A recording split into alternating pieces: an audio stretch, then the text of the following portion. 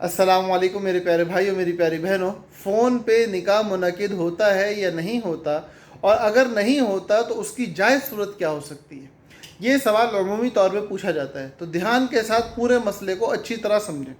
دیکھیں، پہلی بات تو یہ ہے کہ مسلمانوں کے نکاح کے ہونے کے لیے دو مرد اور عورت کا، مطلب لڑکا اور لڑکی جن کا نکاح ہو رہا ہے، ان دونوں کا یا ان دونوں کے وکلاء کا، اور کم از کم دو عاقل بالغ مسلمان گواہان کا نکاح کی مجلس میں موجود ہونا ضروری ہے.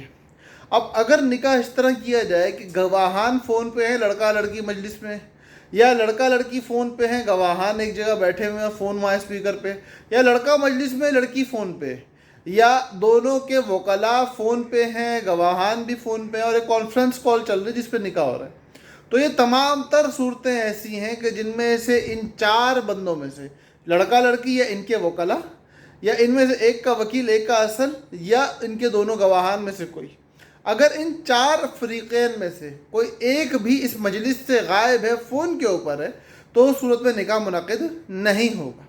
یہ نکاح درست نہیں ہوگا. یہ نکاح کے بعد ہونے والے تمام تر معاملات شرعاً ناجائز ہوں گے، اور اس نکاح کا حکم بالکل کالعدم ہوگا. اب اس کی جائز صورت کیا ہو سکتی ہے؟ کس طریقے سے ایک بندہ بندی اگر مجلس میں حاضر نہیں ہو پا رہے، یا ان کا کوئی گواہ مجلس میں حاضر نہیں ہو پا رہا، تو پھر کس طریقے سے نکاح کو منعقد کیا جا سکتا ہے؟ کس طریقے سے فون کے ذریعے سے ہی نکاح ہو سکتا ہے؟ کہ بھائی لڑکا پاکستان میں لڑکی امریکہ میں ہے، تو ان کا نکاح تو کروانا ہے نا. اب کیسے جائز صورت کیا ہوگی؟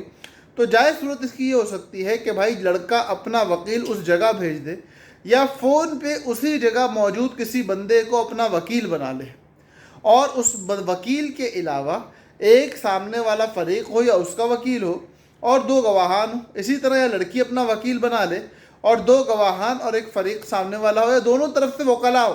لڑکے نے بھی کسی کو اپنے نکاح کا اختیار دیا ہوا ہے، لڑکی نے بھی کسی کو اپنے نکاح کا اختیار دیا ہوا ہے، اور دو گواہان بھی وہاں موجود ہیں، اور یہ سب ایک مجلس میں نکاح کا ایجاب اور قبول کر رہے ہیں، تو اس صورت میں نکاح درست ہو جائے گا. فون پہ کسی کو اپنا وکیل بنانا تو درست ہے، لیکن فون پہ کیا جانے والا نکاح درست نہیں ہے.